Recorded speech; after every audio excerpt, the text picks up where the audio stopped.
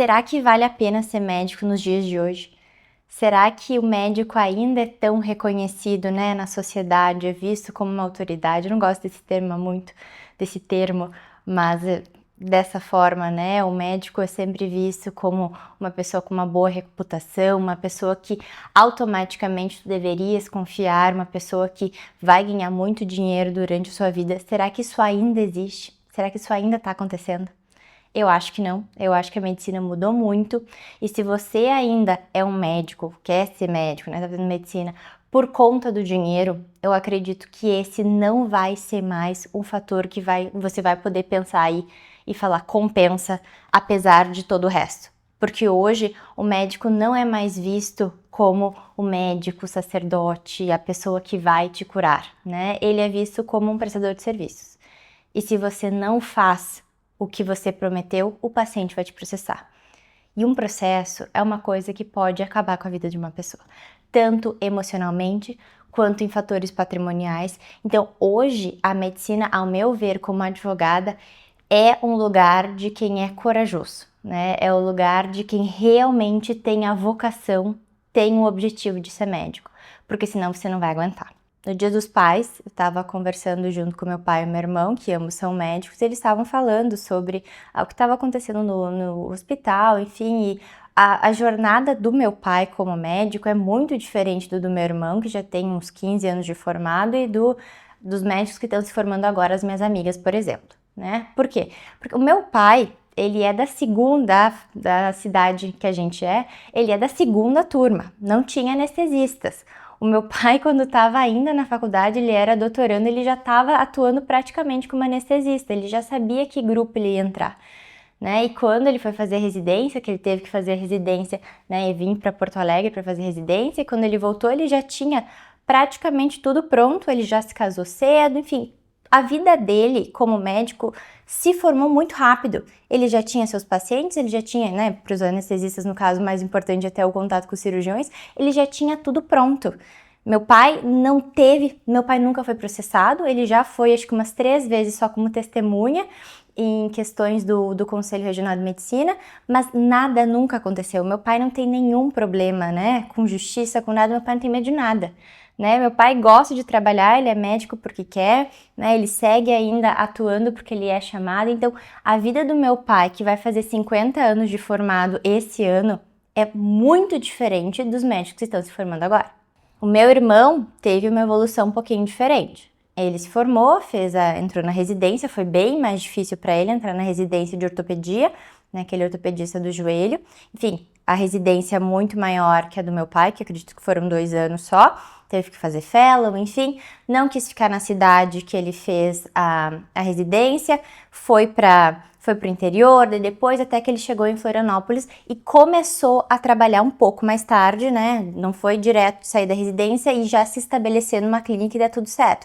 Ele teve um período muito maior, trabalhou em planos de saúde por muito mais tempo até ele conseguir se estabelecer e ter, sim, efetivamente seus pacientes mais praticamente só particulares. Ele já teve problemas na justiça, já teve pacientes que processaram ele, claro que como ele sempre foi muito, muito cuidadoso, enfim, foram realmente casos excepcionais, ele nunca foi condenado, a gente sempre mostrou o lado real, né, e de que ele fez o melhor que pôde, realmente era um oportunismo, creio que até dos advogados da parte, enfim, esse é um caso que passou, foi totalmente resolvido, mas que foi um estresse para ele muito grande. Né? Ele sabia que tinha feito tudo certo, ele não teve que pagar advogados, porque eu e a minha tia, que somos advogadas, fomos as advogadas dele, então isso ele não precisou, mas o estresse de ter que passar por isso, ele sabia que tinha pessoas que estavam trabalhando por ele, cuidando de tudo isso, mas ele sabia que ele tinha o nome dele na justiça, ele sabia que se desse errado, poderia ter a chance, a gente sabe que a justiça nada é 100%, poderia ter a chance dele ter que arcar com um pagamento que era um valor excessivamente era, assim, incrível. O hospital, obviamente, também atuou em conjunto, então deu tudo certo. Mas são pensamentos que o meu irmão já tem esse resguardo muito maior do que o meu pai. Quando eu comecei a atuar e comecei a perguntar sobre a documentação da clínica do meu pai, e eu falei, olha, vamos ter termo de consentimento para todas as anestesias que foram feitas. E meu pai falou, termo de consentimento? O que é isso, Rafaela? Tu tá louca? Tu quer me botar para fazer documento? Né? Como é que tu quer que chegue o paciente para fazer o pré-operatório, né, a consulta, provavelmente nem é o anestesista que vai fazer o pré, é o que vai fazer a cirurgia. Tu quer que eu já diga o que vai ser a anestesia, sendo que o meu colega depois pode trocar? Tu tá louca? Tu quer encher de coisa? Meu pai odiou. O meu pai, quando eu comecei realmente a me especializar em direito médico, ele falava, Rafa, não dá pra ser assim, tu tá querendo enlouquecer. Né? E daí quando eu fui mais para a parte de tributário, ele gostou mais, né, obviamente. Mas é uma realidade que o meu pai, né, da cabeça dele, de um médico que já está 50 anos formado, ele vê que o mundo gosta do médico, o paciente é muito agradecido pelo médico. Meu pai recebe cesta, sendo anestesista, cesta dos pacientes é diferente. Agora, o meu irmão, que é ortopedista, já teve problema, e mesmo ele sendo considerado um pouco mais velho, né, na sua carreira, ele tem tudo certinho, ele tem toda a documentação, ele tem os termos de consentimento, ele tem o contrato de prestação de serviços para o paciente, antes de uma cirurgia está tudo correto. O meu irmão sabe fazer uma boa evolução no prontuário. Né? Os ortopedistas geralmente escrevem umas loucuras, tudo em caps lock, nem dá para entender o que eles escrevem. O meu irmão teve que organizar isso. Depois que ele passou por esse primeiro susto, ele viu que o prontuário era a chave para ele. Então, mesmo que ele escreva tudo de uma forma mais bruta, digamos assim, ele escreve certinho, ele sabe agora o que é importante colocar, porque ele sabe que mesmo ele fazendo tudo certo, existe uma chance de ser processado mesmo assim, né? E que a gente sempre tem que pensar nessa prevenção. Agora eu vejo as minhas amigas que estão se formando agora. Além de ter uma concorrência gigantesca para entrar na residência, né? Então, ainda por cima, para isso, depois tu te forma na residência, para entrar no plano de saúde, exemplo, entrar na Unimed, né? Tem lista, né? Tem fila de espera, é um valor gigantesco. Então, tu começa a ter empecilhos para trabalhar, porque existem médicos que decidem já começar a dar plantão. Ok, tu vai ter uma remuneração legal, mas depois, né? Você não vai aguentar dar plantão praticamente todo dia por 50 anos. Tu quer ter tua família, tu quer ter teu tempo, tu quer ter o teu lazer, né? E pensando a longo prazo, ser somente plantonista é inviável, né? E sendo plantonista, tem muito médico que já entra em sala vermelha, o risco é muito alto, né? Então, agora, se tu quer abrir teu consultório, vai fazer residência, tu fica um período, né, recebendo um pouco menos, e depois, quando tu te forma, tu tem uma concorrência muito grande de outros médicos que também querem um lugar no hospital, ou para te entrar numa clínica, tu vai ter que, tem muitos, vamos dizer, os dermatos, né? Eles geralmente vão para uma clínica de um dermato que já é mais famoso e praticamente 50% a 70% do teu faturamento fica para a clínica. Né? Então, é um período que tu precisa trabalhar, não de graça, mas assim, de uma forma que a tua remuneração é muito mais baixa pelo valor das horas que tu tá trabalhando. Tu vai ter que começar a te expor, tu vai ter que criar uma rede social, porque isso tá virando mandatório, né? O meu irmão, a rede social dele, porque ele faz essas triatlos, Ironman, ele só posta isso. E vem paciente porque ele é atleta, então vem muitos atletas quererem se consultar com ele. O meu pai, eles criaram, deve fazer uns 2 anos só, o Instagram da clínica, mas o meu pai nem sabe que existe isso, né? Ele não tem noção, existe uma empresa contratada, né, pelo pessoal da clínica. O meu irmão está se adaptando a isso. Agora, as minhas amigas, elas já começaram praticamente no momento da residência, a pelo menos postar alguma coisinha para que as pessoas comecem a ver que elas estão atuando, que elas sabem do assunto, né, para começar a ter um contato para talvez ter pacientes, né? Então, eu vejo agora em atuações assim de quem já está bem estabelecido, teoricamente fez a sua... Vamos falar das obstetras, né? Principalmente aqui no escritório a gente tem uma atuação bem focada nas obstetras quando é na parte da assessoria preventiva, que são, né, esse acompanhamento que elas têm, né?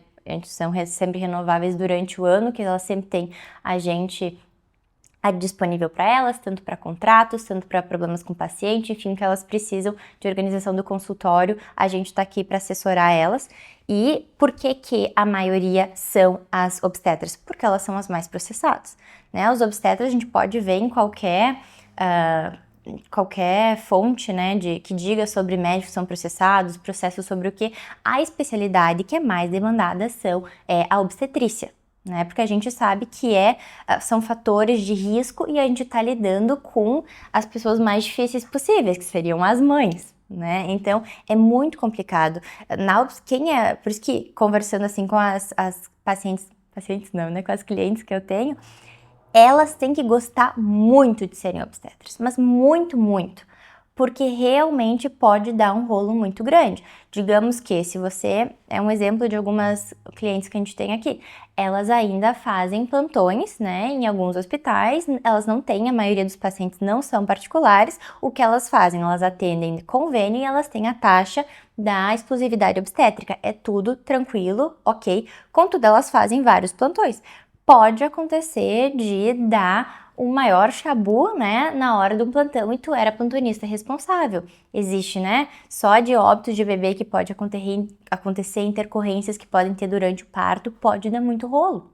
Então, além de ter que ter um bom seguro de responsabilidade civil, geralmente se tem, principalmente os obstetras, uma proteção muito maior que os advogados que estão ali para te ajudar, né? Então elas têm tudo documentado, todos os termos de consentimento, a gente auxilia na hora das evoluções, para que elas estejam protegidas, elas estejam seguras de que eu só preciso atuar bem, o restante eu tenho outras pessoas que vão cuidar por mim. Então, considerando que, obviamente, que uma obstetra, se a gente for pensar num futuro com essas disponibilidades obstétricas, elas conseguem ter um faturamento muito bom, mas também é enxuto, porque quantas pacientes por mês tu consegue manejar, né? De que você vai ter que estar disponível para ela, para na hora do desfecho você estar pronto para estar lá junto com ela, ou de atendimento, de WhatsApp, enfim, realmente é um trabalho muito árduo. Então, por conta de todos esses problemas, né, que o médico pode enfrentar, e não é só esse processo, é problema de paciente reclamando no consultório, é paciente que quer o dinheiro de volta, é paciente que quer mais uma consulta, é paciente que fica enchendo o saco, que diz que é resultado, que quer um retoque, enfim, tem muitas questões que podem acontecer justamente porque o médico, essa é a minha visão, que eu acho de por que chegamos até agora. É porque, começou a ter um amplo número de médicos e isso faz com que, obviamente, a escola, né, a educação médica tenha deteriorado. Então, não é toda a faculdade que é muito bom, tem muitos médicos, o ensino dentro dos hospitais, a prática, com grupos gigantescos, ninguém consegue ver um paciente direito, né? Você não tem a prática muito grande. Então, por conta disso, teve uma diminuição na qualidade, né, da educação, assim como, por isso que, na verdade, né, certos médicos que não são tão bons acabam ficando na mídia de uma forma muito maior e vão repercutir na imagem dos outros médicos que são bons médicos, né? Então, por isso que existe tanta... E a mídia adora ir contra o médico e falar porque médico fez isso, médico fez aquilo. Realmente acaba denegrindo a imagem de toda uma classe. Então, o paciente começou a também ver por conta do judiciário e da advocacia, eu tenho certeza também, porque tem muitos advogados que começam a falar, você tem direito a isso, você tem direito àquilo, mas às vezes se extrapola esses direitos, né? Porque todo mundo quer ter direito, mas não quer ter dever. Porque um paciente realmente ele tem direito a várias questões, contudo ele também tem deveres sobre a sua recuperação ou sobre o seu cuidado da saúde. Né? Não é somente o médico que tem uma exclusividade de toda a responsabilidade. Então, se difundiu muito esses direitos e tudo se conflita, né? E ao meu ver, isso de a visão do médico pelo paciente ficou menor, não é mais aquela pessoa que eu confio, que cuida de mim, que se acontecer alguma coisa ele vai me explicar, ele vai tentar ajudar, vai dar certo, né? A gente tem esse vínculo de confiança. Hoje não. Hoje eu contratei um médico para me dar essa receita. Então, se ele não me der, eu vou reclamar. Né? Eu contratei esse médico para curar tal coisa. Não deu certo, até por minha culpa. Mas era dever do médico, então eu vou processar ele. Né? A gente sabe que nossos impostos estão cada vez maiores, então até o impacto que tem a parte tributária para manter uma clínica. Porque se você for ver, você vai abrir o teu consultório. Você tem que pagar imposto quanto a isso, porque você vai abrir uma PJ, porque só tributar na pessoa física vai ser muito caro. Ok, você vai ter que pagar várias questões, né, de tributos, você vai ter uma secretária. Você vai contratar ela, provavelmente como CLT, ela tem vários benefícios trabalhistas, né? Você vai contratar uma enfermeira, você vai contratar alguém para gestão, todas essas pessoas você vai ter que pagar encargos, né? A gente sabe que às vezes alguns, principalmente pela Justiça do Trabalho, existem, para quem é empresário, o médico hoje não pode não se ver como empresário, é muito oneroso, né? Se a sua secretária fica grávida, você vai ter que manter ela, né, tendo a sua remuneração, você vai ter que achar outra pessoa. Enfim, existe todo um custo além de só o médico ter que trabalhar para se manter, né? Então, hoje eu percebo que a medicina é para quem realmente gosta de ser médico.